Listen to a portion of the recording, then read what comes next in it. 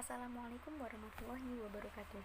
Langsung saja, di video kali ini saya akan mempresentasikan sedikit materi mengenai metode pengumpulan data. Yang mana pada video kali ini saya buat dengan tujuan memenuhi tugas ujian tengah semester mata kuliah metodologi penelitian. Sebelum masuk ke materi utama, perkenalkan dulu, nama saya Afifatur Rahmah, NIM 1901046035. Saya dari Prodi Pengembangan Masyarakat Islam Fakultas Dakwah dan Komunikasi UIN Wali Songo Semarang. Langsung saja kita masuk pada pembahasan yang pertama, yakni pengertian pengumpulan data. Yang mana pengumpulan data di sini yakni teknik atau cara-cara yang dapat digunakan oleh seorang peneliti untuk mengumpulkan suatu data. Yang mana di sini pengumpulan data merupakan salah satu bagian yang terpenting dalam suatu penelitian, karena teknik pengumpulan data yang benar akan menghasilkan data yang memiliki kredibilitas tinggi, begitu pula sebaliknya. Kemudian sebelum kita mengumpulkan suatu data, hendaknya kita memilih sumber data apa yang hendaknya kita gunakan. Yang mana di sini sumber data terbagi menjadi dua. Yang pertama yakni sumber data primer, dan yang kedua yakni sumber data sekunder. Sumber data primer di sini adalah sumber data yang diperoleh dari seorang peneliti secara langsung atau dari tangan pertama. Yang mana contoh di sini yakni data yang diperoleh dari responden melalui kuesioner, kelompok fokus, panel, ataupun data hasil wawancara peneliti dengan narasumber. Kemudian sumber data yang kedua yakni sumber data sekunder, yang mana sumber data di sini yakni data yang diperoleh peneliti dari sumber data yang sudah ada.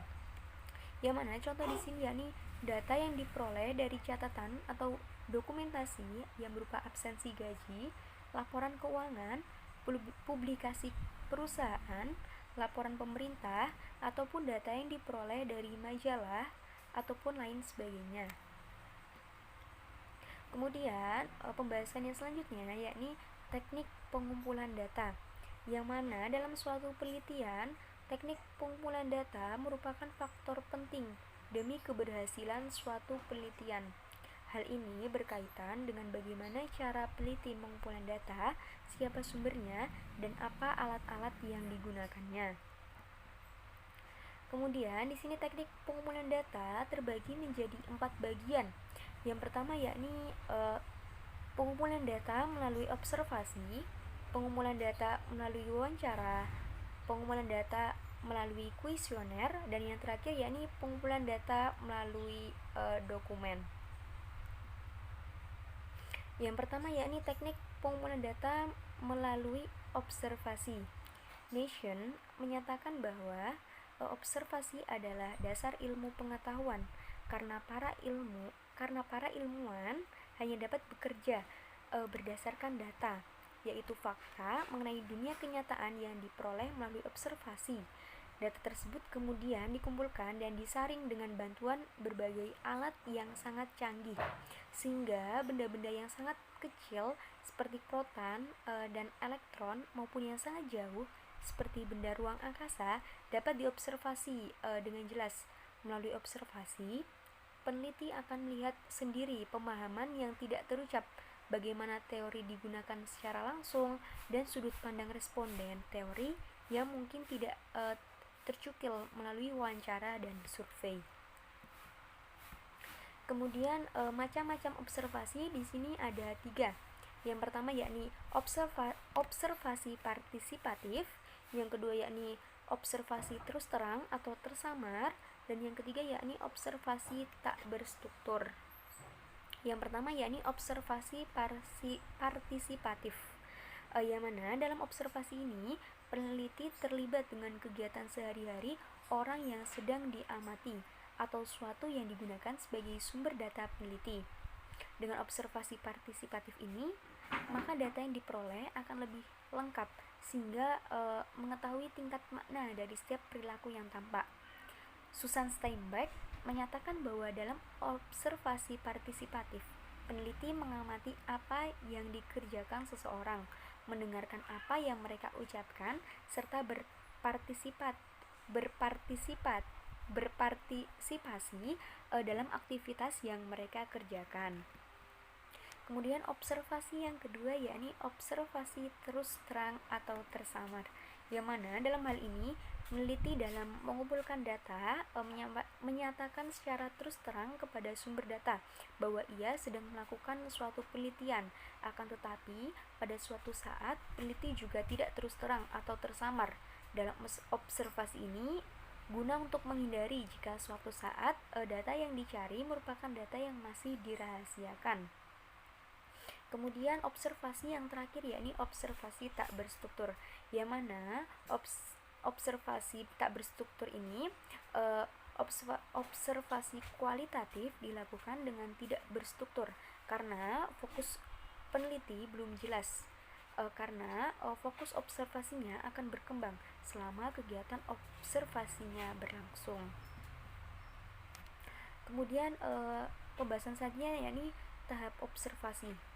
Tahapan observasi di sini terbagi menjadi 3. Yang pertama yakni observasi deskriptif, yang kedua yakni observasi terfokus, dan yang ketiga yakni observasi terseleksi. Yang mana yang pertama yakni observasi deskriptif. Pada tahap ini peneliti memasuki situasi sosial tertentu sebagai objek penelitian secara menyeluruh dengan membawa masalah yang akan diteliti serta melakukan deskripsi terhadap semua yang didengar, dilihat, dan dirasakan. Kemudian yang kedua yakni observasi terfokus, yang mana pada tahap ini peneliti sudah dilakukan suatu observasi yang telah dipersempit untuk difokuskan pada aspek tertentu. Kemudian yang terakhir yakni observasi terseleksi, yang mana pada tahap ini peneliti telah menguraikan fokus yang ditemukan sehingga datanya lebih rinci, serta diharapkan peneliti telah dapat menemukan pemahaman yang mendalam atau hipotesis. Kemudian yang kedua, pembahasan selanjutnya yakni teknik pengumpulan data yang kedua, yakni wawancara. Wawancara adalah pertemuan antara dua orang untuk bertukar informasi dan ide melalui tanya jawab, sehingga dapat dikonstruksikan makna dalam suatu topik tertentu. Wawancara di sini digunakan sebagai teknik pengumpulan data apabila peneliti ingin melakukan studi pendahuluan untuk menemukan permasalahan yang harus diteliti.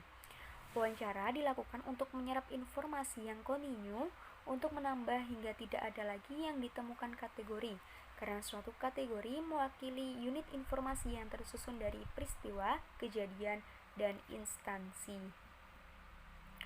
Kemudian macam-macam wawancara di sini ada 3. Yang pertama yakni wawancara struktur, yang kedua wawancara semi terstruktur, dan yang ketiga yakni wawancara tak terstruktur. Kemudian yang pertama yakni wawancara terstruktur, yang mana wawancara terstruktur ini digunakan sebagai teknik pengumpulan data bila peneliti atau pengumpul data telah mengetahui dengan pasti tentang informasi apa yang akan diperoleh. Oleh karena itu, dalam melakukan wawancara, pengumpul data telah menyiapkan instrumen penelitian berupa pertanyaan tertulis yang alternatif jawabannya pun telah disiapkan. Kemudian yang kedua yakni wawancara semi terstruktur, yang mana jenis wawancara ini sudah termasuk dalam kategori in-depth interview, di mana dalam pelaksanaannya lebih bebas bila dibandingkan dengan wawancara terstruktur.